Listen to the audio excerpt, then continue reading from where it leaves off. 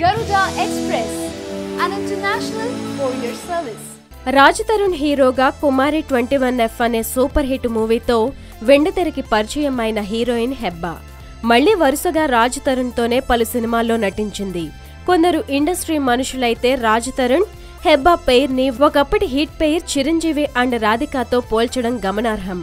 Raj Tarun on screen లో హెబ్బాతో chemistry అంటే తనకు చాలా ఇష్టమని మరో 30 సినిమాలనైనా చేస్తానని ప్రకటించాడు.